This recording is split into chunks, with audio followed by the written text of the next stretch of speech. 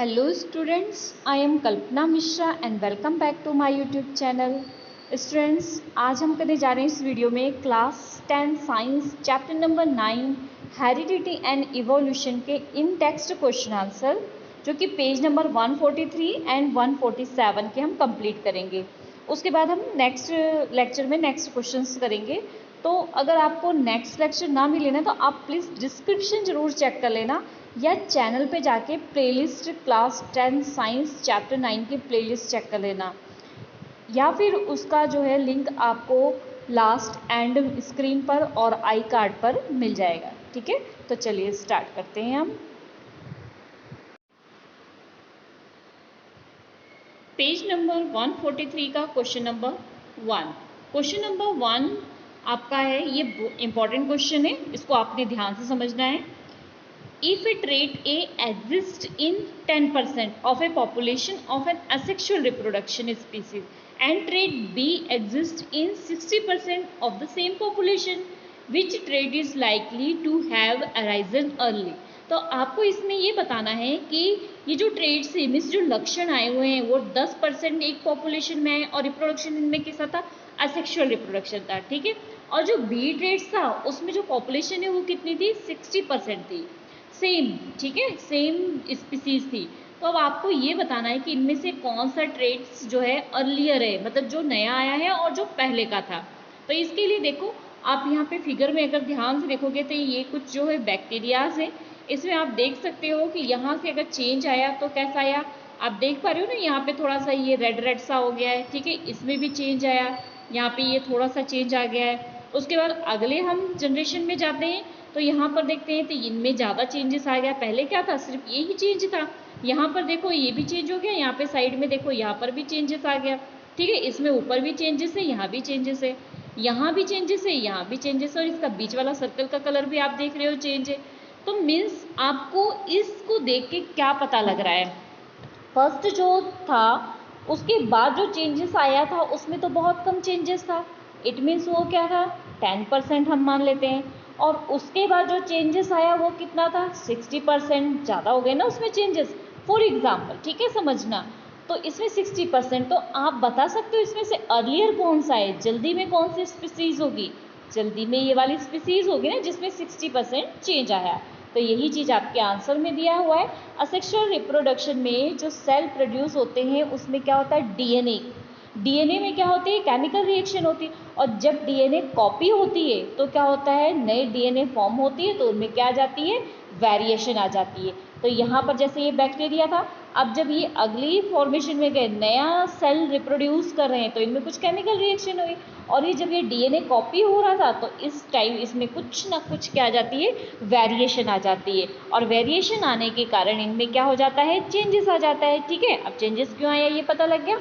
तो हम इससे क्या ऑब्जर्व कर रहे हैं, it can be easily observe, हम अबव फिगर से इजीली ऑब्जर्व कर सकते हैं कि असेक्सुअल रिप्रोडक्शन में बहुत कम वेरिएशन होती है। ठीक है, अब अगर हम इस ट्रेड्स में देखें 10% वेरिएशन पॉपुलेशन की, और हम अगर देखें कि 60% वेरिएशन, हम मान लेते हैं ये क्या था, ए वाला, और ये क्या है, बी है। तो ए ट्रेड्स आपका 10% था और ये बी ट्रेड्स कितना था, 60% था। तो इसमें आप बता सकते हो कौन सा ट्रेड्स पहले आया था, कौन सा बाद में आया था। तो इससे हम बता सकते हैं कि जो ट्रेड्स 60% वाला था वो क्या था, अर्लियर आया है। ठीक है, यहाँ पर आपको क्वेश्चन में जो है ये दिया हुआ है कि ट्रेड्स ए, इन्होंने ट्रेड्स ए इसको लिया है और ट्रेड्स बी इसको लिया है। ठीक है, तो ट्रेड्स ए आपका जो है, जो 60% है पॉपुलेशन की, वो क्या है, अर्लियर आई है। ठीक है, समझ आ गई बात। चलिए नेक्स्ट क्वेश्चन करते हैं। Question number 2, how does the creation of the variation in species promoted survive. देखो, अब ये क्वेश्चन बोल रहा है कि कैसे जो वेरिएशन जो होती है ना वो स्पीसीज को सर्वाइव करने में मदद करती है। तो sometime for the species the environment condition change so that drastical, कई बार क्या होती है, एनवायरमेंट में ड्रास्टिकल चेंजेस आ जाती है और सर्वाइव करना क्या हो जाता है, बहुत मुश्किल हो जाता है। फॉर एग्जाम्पल अगर टेम्परेचर किसी वाटर में सडनली इंक्रीज हो जाए तो उसमें रहने वाले बैक्टीरिया क्या हो जाएंगे, मर जाएंगे। ठीक है, या फिर उनमें से अगर कुछ सर्वाइव करके, जिनके अंदर वेरिएशन आ गई और वो हीट को जो है, क्या हीट को अपने अंदर सहन करने की शक्ति आ गई उनके अंदर, तो वो सर्वाइव करने योग्य होंगे, वो सर्वाइव कर जाएंगे। तो इस तरीके से हम कह सकते हैं अगर वेरिएशन नहीं आएगी तो स्पीसीज में जो भी बैक्टीरिया थे जिनके अंदर वेरिएशन नहीं आई थी वो खत्म हो गए, और जो जिनके अंदर वेरिएशन आ गई थी मीन्स हीट को वो अपने अंदर ले सकते, मतलब हीट को वो बर्दाश्त कर सकते हैं, तो वो स्पीसीज क्या कर गई, सर्वाइव कर गई। ठीक है, तो however not all variation are useful, सारे वेरिएशन यूजफुल नहीं होते हैं, और कुछ अननेसेसरी जो होते हैं हमारे लिए बेनिफिशियल नहीं होते हैं। जो भी इंडिविजुअल होते हैं, ऑर्गेनिज्म होते हैं, सभी के लिए सारी वेरिएशन यूजफुल नहीं होती। यहाँ पर हमने एक एग्जांपल ली थी जिसमें यूजफुल थी, जैसे कि अगर वाटर गर्म हो रहा है तो उसके अंदर जो बैक्टीरियाज थे अगर वो हीट को अपने अंदर बर्दाश्त कर गए तब तो वो सर्वाइव कर गए, नहीं बर्दाश्त कर पाए तो नहीं सर्वाइव कर पाए। तो ये क्वेश्चन का आंसर हमारा क्या निकल रहा है कि जो वेरिएशन स्पीसीज को प्रमोट करता है सर्वाइवर के लिए, तो बिल्कुल प्रमोट कर रहा है ना सर्वाइवर के लिए। अब लेकिन एक चीज़ और है कि हमेशा ये जो वेरिएशन है वो क्या होती है, हमेशा ये वेरिएशन जरूरी नहीं है कि उसके लिए क्या हो, बेनिफिशियल ही हो। ठीक है, चलिए नेक्स्ट क्वेश्चन देखते हैं, पेज नंबर 147 पर question number 1। Question number 1, how do Mendel's experiment show that the trait may be dominant और रिसेसिव। मेंडल जो थे, बहुत इंपॉर्टेंट रोल है मेंडल का। ठीक है, मेंडल का बहुत इंपॉर्टेंट रोल है, जो जीन के बारे में पता लगा, कैरेक्टर्स के बारे में पता लगा। तो इसमें जो मेंडल थे उनके ट्रेड्स में डोमिनेंट और रिसेसिव का क्या मतलब था, पहले आपको ये पता होना चाहिए। डोमिनेंट का मतलब वो कैरेक्टर जो आगे बढ़ने के लिए सबसे पहले तैयार रहता है, रेसेसिव जो आगे बढ़ने के लिए तैयार रहता है पर डोमिनेट उसको क्या करता है, थप्पड़ मार के रोक देता है कि तू अभी रुक, पहले मैं जाऊंगा। ठीक है, तो जो कैरेक्टर अगले जो है इंडिविजुअल में या अगली जनरेशन में आ जाए वो क्या होता है, डोमिनेंट कैरेक्टर, और जो कैरेक्टर दब जाता है थोड़ा सा वो क्या होता है, रेसेसिव कैरेक्टर। ठीक है, तो अब मेंडल ने सबसे पहले सिलेक्ट किए थे टॉल प्लांट, ठीक है, और डॉफ प्लांट, पी प्लांट लिया था, और पी प्लांट के दो प्लांट सिलेक्ट किए थे, एक तो जो लंबे लंबे थे और एक जो थे शॉर्ट थे, बोने थे। तो जो लंबे थे उनको क्या दे दिया, टीटी नाम दे दिया, और जो बोने थे उनको क्या नहीं दे दिया, स्मॉल टी, स्मॉल टी। अब इनके अंदर उन्होंने खुद ने क्या किया, क्रॉस ब्रीडिंग कराई, क्रॉस कराया। तो जब इनके अंदर सीड्स में क्रॉस कराया और इसमें फर्टिलाइजेशन हुआ, तो फर्टिलाइजेशन के बाद जो नए प्लांट्स निकले, जो फॉर्म्ड हुए, उनको क्या बोला, उनको F1 जनरेशन बोला। ठीक है, तो F1 जनरेशन के सारे प्लांट कैसे थे, टॉल थे। आप देख सकते हो यहाँ पे ये टॉल और ये डॉफ, इन दोनों को अगर क्रॉस कराया था ना, तो ये सारे प्लांट कैसे दिख रहे हैं आपको, सारे प्लांट कैसे दिख रहे हैं, टॉल दिख रहे हैं ना। ठीक है, तो F1 जनरेशन में जो है ये सारे प्लांट क्या थे, टॉल थे। ठीक है, एक मिनट, ये थोड़ा सा गड़बड़ हो रहा है, इसको साफ कर देते करें। हाँ जी, तो सारे प्लांट कैसे थे, टॉल थे। ठीक है, अब देखो यहाँ पर आपको सारे टॉल दिख रहे हैं, तो इट मीन्स इसके जीन ज़्यादातर आए हुए हैं। डोमिनेंट कैरेक्टर क्या था, ये टॉल प्लांट था, और रेसेसिव कैरेक्टर क्या था, ये शॉर्ट प्लांट था। तो डोमिनेंट कैरेक्टर के कारण ये सारे प्लांट जो थे हमें कैसे दिखाई देने लगे, बड़े दिखाई देने लगे। पर इनमें कुछ ना कुछ शॉर्ट प्लांट के कैरेक्टर भी आए होंगे ना, कुछ ना कुछ कहीं ना कहीं शॉर्ट प्लांट के कैरेक्टर आए होंगे।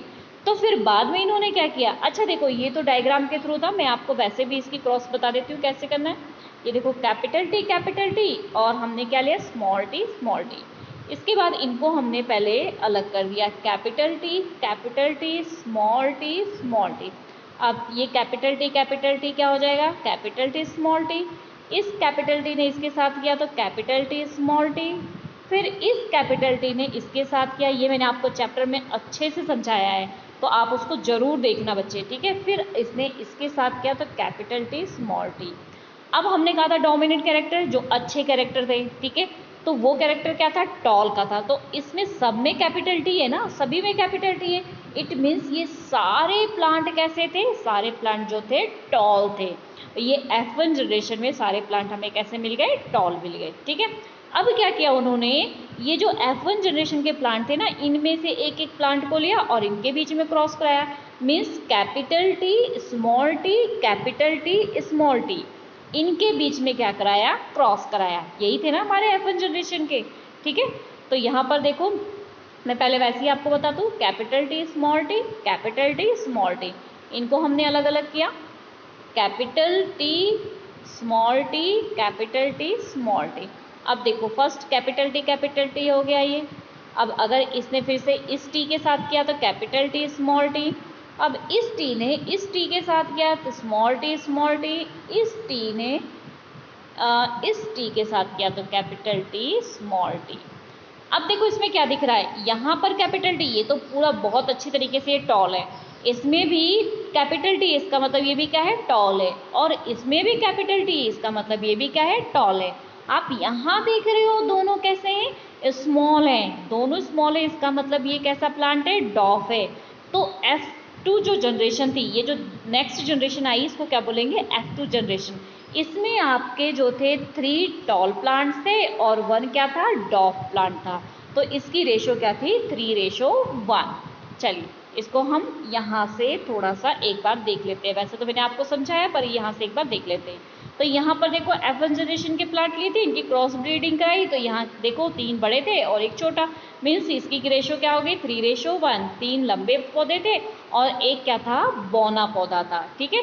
तो फ्रॉम दिस एक्सपेरिमेंट मेंडल ने क्या कंक्लूजन निकाला कि F1 जो टॉल प्लांट थे, लेकिन वो ट्रूली उनके अंदर अगर ब्रीडिंग कराई थी तो पूरी तरीके से टॉल नहीं थी, उनके अंदर कहीं ना कहीं जीन जो है डॉफ प्लांट का आया था। जब उन्होंने उनके अलग दूसरे बाद में F2 जनरेशन की उन्होंने क्रॉस ब्रीडिंग कराई, तो उनको क्या हुआ, वो जीन के कैरेक्टर दिखाई दिए, जिनमें से उनका जो था डॉफ, एक ट्रेट जो था डॉफ में आ गया था। एक जो प्लांट था वो कैसा था, बौना था, ठीक है। तो डोमिनेंट कैरेक्टर इसमें कौन सा था, कैपिटल टी, मीन्स पौधे लंबे थे और बौने थे। तो जो कैरेक्टर ज़्यादा आया वो डोमिनेंट कैरेक्टर, जो कम आया वो क्या है, रेसेसिव, ठीक है। तो ये चीज़ आपको समझ आ गई। तो अब इस क्वेश्चन में आपको क्या पूछा गया था कि how do Mendel experiment show the trait may be dominate और रेसेसिव। कैसे मेंडल ने अपने एक्सपेरिमेंट के थ्रू बताया कि जो कैरेक्टर है वो डोमिनेंट है या फिर रेसेसिव है। तो आपको पता लगा जो कैरेक्टर्स आगे ज़्यादा आए फर्स्ट जनरेशन में वो क्या थे, डोमिनेंट, और जो कम आए वो क्या थे, रेसेसिव, ठीक है। चलिए next question number 2। Question number 2, how do Mendel's experiment show the traits are inherited independently. Mendel ने अपने एक्सपेरिमेंट में कैसे शो किया कि जो ट्रेट्स है वो इनहेरिटेड इंडिपेंडेंटली, मतलब जो ट्रेट्स आ रहे हैं, जो लक्षण आगे कैरेक्टर जा रहे हैं वो इंडिपेंडेंटली है, मीन्स उनको हम जबरदस्ती नहीं करा सकते हैं, वो अपनी इच्छा से है, डोमिनेट जाएगा कि रेसेसिव जाएगा, कौन सा कैरेक्टर जाएगा। तो इसके लिए उन्होंने क्या कराया, पहले तो हमने क्या किया था, मोनोहाइब्रिड। मोनोहाइब्रिड सिर्फ एक कैरेक्टर था, एक टॉल प्लांट था, एक डॉफ प्लांट था।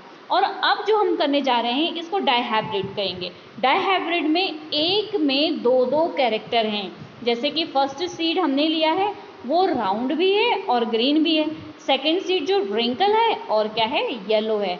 मीन्स ये RRYY, कैपिटल R क्या शो कर रहा है, राउंड, और स्मॉल y क्या शो कर रहा है, ग्रीन कलर इसका, और कैपिटल जो स्मॉल r है वो शो कर रही है रिंकल, और कैपिटल Y क्या शो कर रहा है, येलो कलर। तो मेंडल ने जब इनको क्रॉस कराया तो क्या देखा उन्होंने, जब क्रॉस कराया तो आप देख रहे हो कैपिटल R और स्मॉल y, एक ये और एक ये साथ में आ गया। इसी तरीके से स्मॉल r और कैपिटल Y ये साथ में आ गया। तो इन दोनों से क्या मिला, यहाँ पे डोमिनेंट कैरेक्टर कैपिटल R है, कैपिटल R मीन्स क्या है, राउंड है। तो यहाँ पर जो ये सीड आया वो कैसा था, राउंड था, ठीक है। और उसके बाद जो दूसरा था हमारा, दूसरा कैरेक्टर कौन सा था, दूसरा कैरेक्टर था हमारा यहाँ से अगर हम डोमिनेंट कैरेक्टर देखें तो वो क्या था, Y था, मीन्स कौन सा कलर था, येलो कलर था। तो यहाँ से हमारे पास कैसा आ गया, राउंड और येलो, यहाँ का डोमिनेंट राउंड और यहाँ से येलो। तो हमारा जो बीज आया, जो हमारा सीड अगला आया वो कैसा था, वो था हमारा राउंड येलो, ठीक है। तो इस एग्जाम्पल में आपने ये चीज़ देख लिया कि यहाँ पर कैसे पता लगा ये डाइहाइब्रिड क्रॉस है। डाइहाइब्रिड क्रॉस मीन्स जिसमें 2 कैरेक्टर्स को हमने क्रॉस किया। अभी हमने अपने एक्सपेरिमेंट में ये शो करना है कि इंडिपेंडेंटली, अब इंडिपेंडेंटली था ना, हमारी मर्जी से तो ये सीड नहीं बना ना, ये सीट किसकी मर्जी से बना, यहाँ से जो डोमिनेंट कैरेक्टर थे वो आगे आया है, ठीक है। हम चाहकर भी इसको ग्रीन और रिंकल नहीं बना पाए, ठीक है, समझ आ गई बात। चलिए आगे करते हैं। नेक्स्ट अब जो था हमारा F1 जनरेशन आ गया था। F1 जनरेशन के आगे अब करते हैं। F1 जनरेशन के आगे हमारा क्या था, यहाँ से F1 जनरेशन में हमारे पास क्या था, राउंड और येलो आ गया था, ठीक है, ये आ गया था ना राउंड और येलो। अब इस राउंड येलो को F2 जनरेशन में अगर लेके गए तो इसकी रेशो क्या आई, इसकी रेशो आई 9:3:3:1। तो इस रेशो में जो है हमारे सीड्स आए। तो यहाँ पर हम थ्योरी थोड़ी सी पढ़ लेते हैं ताकि आपको पता लग जाए। वैसे तो थ्योरी में कोई दिक्कत नहीं, आपको समझ आ जाएगी कि F1 plant from the cross P plant, जब F1 जनरेशन में हमने क्रॉस किया तो कैसा था, राउंड सीड था और येलो कलर का था। अब इन्हीं कैरेक्टर को, जो F1 जनरेशन के कैरेक्टर थे उनको लिया, तब क्या हुआ हमारे पास, तब हमने ये रेशो, जब इनकी सेल्फ पॉलिनेशन कराई तो F2 जनरेशन में हमें ये रेशो मिली थी। यहाँ पर आप फिगर में इस तरीके से देख सकते हो, और इसको मैंने जो है आपको चैप्टर में बहुत अच्छे से बताया हुआ है, आपने वहाँ से अच्छे से इसको ज़रूर देखना है, ठीक है। तो इसको आपको वहाँ पे अगर देखोगे ना, आपको ये सारी क्रॉसिंग मैंने करके दिखाई है, पूरी क्रॉसिंग जो है करके दिखाई, आपको समझ आ जाएगा, ठीक है। जैसे कैपिटल R कैपिटल Y, मतलब ये किस तरीके से इनको अलग करके और कैसे ये नेट स्क्वायर बनाया गया है, ये सारा बताया है। तो इसका डिस्क्रिप्शन में आपको लिंक मिल जाएगा पूरे चैप्टर का, आप डिस्क्रिप्शन में चैप्टर 9 निकाल के इसको पूरी अच्छी तरीके से समझ सकते हैं, ठीक है, अगर अभी तक आपने ये चीज़ नहीं समझी है। तो ये हो गया हमारा कि हमने देखा कि जो सेकंड हमारा कैरेक्टर था, जो F2 जनरेशन था, उसमें 9 तो अलग कलर के थे और 3 अलग थे, नेक्स्ट 3 अलग थे, 1 क्या था, अलग था, ठीक है। तो इनकी रेशो कुछ इस तरीके से आई थी 9:3:3:1। वो कैसे थे, यहाँ पर येलो राउंड शीट थे, ग्रीन राउंड शीट थे। येलो राउंड शीट कितने थे, 9 थे, ठीक है, और उसके बाद ग्रीन राउंड शीट कितने थे, 3 थे, और येलो रिंकल शीट कितने थे, 3 थे, और ग्रीन रिंकल शीट कितने था, सिर्फ 1 था, जो ये रेशो आपको दी हुई है, ठीक है। तो यहाँ पर आप फिगर में भी देख सकते हैं, और इसको बनाना मैंने आपको बताया हुआ है, प्लीज़ आप उसको ज़रूर चेक करें, तभी आपको समझ आएगा। नेक्स्ट क्वेश्चन है important question, A man with blood group A marry a woman with blood group O and their daughter has blood group O. Is this information enough to tell you which of traits blood group A or O is dominant, why or why not?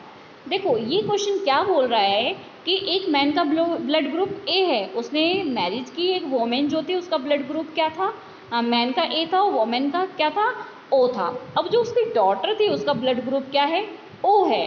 तो इस information के according आपको enough है कि कौन सा blood group जो है डोमिनेट है।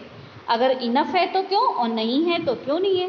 तो no, this information is not sufficient to determine which of the traits blood group A और बी। हमें नहीं, हम डिटरमाइन कर सकते हैं कि इस ट्रेट्स में कौन सा ब्लड ग्रुप आ गया है, ए या फिर ओ, इन दोनों में से कौन सा डोमिनेट है। This is because we do now about the blood group of the progeny. Blood group A can be genotypical AA or AO, hence the information is incomplete to draw any such conclusion. तो ये हमारे लिए information जो है complete नहीं है, इससे हम ये कंक्लूजन नहीं निकाल सकते हैं कि ये जो O आया है ये डोमिनेंट कैरेक्टर है कि रेसेसिव कैरेक्टर है। कैसे, जो देखो हमारा ब्लड ग्रुप है AA, ठीक है, और अगर हम देखें उसका तो O, हमेशा जो जीन होते हैं ना वो हमेशा पेयर में होते हैं। तो अगर जीन पेयर में ए के साथ ओ आया है या ए के साथ ए आया है, मीन्स एक जीन के साथ दूसरा जीन आया है ना, जो इसके जीन है उसका तो हमें पता नहीं ना कि उसमें कैसा जीन आया, ब्लड ग्रुप तो ओ आया है, पर जीन में इसके पता नहीं ए आया है कि ए ओ आया है। हो सकता है ये जो ओ ब्लड ग्रुप है इसके साथ ए ओ आया हो। तो ये इन्फॉर्मेशन, हम इस इन्फॉर्मेशन से, जो इन्होंने इन्फॉर्मेशन दे दी है कि मेल का ये था, फीमेल का ये था और डॉटर का ये था, तो हम इस इन्फॉर्मेशन से ये चीज़ नहीं बता सकते हैं, ये चीज़ नहीं बता सकते हैं कि क्या कहते हैं कौन सा कैरेक्टर जो है डोमिनेट है और कौन सा रेसेसिव है, ठीक है। अच्छा, नेक्स्ट देखते हैं question number 4। Question number 4 is the most important question. तो how is the sex of the child determining human being. अब ह्यूमन बीइंग में लड़कियां होना या लड़की होना वो किस पे डिपेंड करता है। तो in human being the female have 2x chromosome. Female के पास क्या होता है 2x क्रोमोसोम होता है। एक मिनट, ये थोड़ी सी प्रॉब्लम आ रही है, मैं ब्रश को यहाँ कर लेती हूँ। तो फीमेल के पास क्या होता है 2 क्रोमोसोम होते हैं XX, ठीक है। फीमेल के पास जो है एक मिनट, थोड़ी सी दिक्कत आ रही है, रुको आज ये रिकॉर्डिंग। फीमेल के पास जो है 2 XX होते हैं और मेल के पास क्या होता है XY होता है, ठीक है। तो अब यहाँ पर आपको पता लग गया फीमेल के पास तो सेम है और मेल के पास क्या है अलग अलग क्रोमोसोम है, ठीक है। तो जिसके पास अलग अलग क्रोमोसोम है वहीं से तो पता लगेगा कि उसी पे डिपेंड होगा कि आगे जो डॉटर होना है या सन होना है या जो भी बेबी होना है वो मेल होना है कि फीमेल होना है। तो देखो जो गेमेट है we now receive half chromosome. हमें पता है कि कुछ क्रोमोसोम जो है मदर के आएंगे और कुछ फादर के आएंगे। तो मेल गेमेट जो होते हैं उनके पास क्या होता है 22 ऑटोसोम्स होते हैं, जिसमें कि X और Y क्रोमोसोम होते हैं, वो सेक्स क्रोमोसोम होते हैं। 22 प्लस X और 22 प्लस Y मीन्स टोटल कितने होते हैं 46 क्रोमोसोम होते हैं, जिसमें कि 22 पेयर जो होते हैं वो 22 जो होते हैं ऑटोसोम्स होते हैं और X और Y क्या होते हैं सेक्स क्रोमोसोम होते हैं, ठीक है। तो इस तरीके से मैंने अभी आपको बताया मेल गेमेट कुछ इस तरीके से हो गए। अब फीमेल की बात करें तो फीमेल में क्या होता है XX सेक्स क्रोमोसोम होता है, ठीक है। तो अब जो है गेमेट जो फीमेल है उसके पास सिर्फ कौन सा है सिर्फ X क्रोमोसोम है और मेल के पास क्या है X भी है Y भी है। तो बेबी जो है गर्ल होगी कि बॉय होगी किस पे डिपेंड करेगा मेल के क्रोमोसोम पे डिपेंड करेगा, ठीक है। तो देखो इस डायग्राम के थ्रू ये फादर है तो XY, मदर है तो क्या है XX, ठीक है। अब फादर का अगर X जो है मदर के X से फ्यूज हुआ तो क्या बन गई डॉटर बन गई XX, ठीक है। अब फादर का अगर X जो है मदर के दूसरे X से फ्यूज कर गया तब भी क्या आ गया डॉटर हो गई। अगर फादर का Y क्रोमोसोम मदर के X क्रोमोसोम से फ्यूज कर गया तो क्या आ गया सन बन गया, ठीक है। अब Y का क्रोमोसोम जो फादर का था वो मदर के X क्रोमोसोम से फ्यूज हो गया तो क्या बन गया सन। मीन्स समझ आ रहा है कि मदर के पास ये कोई कैपेबिलिटी नहीं है कि सन हो कि डॉटर हो, ठीक है। ये क्या है फादर के जो क्रोमोसोम होते हैं उस पर डिपेंड करता है, ठीक है। तो ये चीज़ आपको अच्छे से समझ आ गई। तो आई होप ये क्वेश्चन अच्छे से आपको क्लियर हो गया। नेक्स्ट है 150 पेज के क्वेश्चंस, वो हम नेक्स्ट वीडियो में करेंगे। ओके स्टूडेंट्स, अगर नेक्स्ट चैप्टर के आपको क्वेश्चंस नहीं मिलते हैं ना तो बच्चे आप डिस्क्रिप्शन जरूर चेक कर लेना, वहाँ से आपको मिल जाएंगे, ठीक है। चलिए मिलते हैं नेक्स्ट वीडियो में, तब तक के लिए बाय बाय।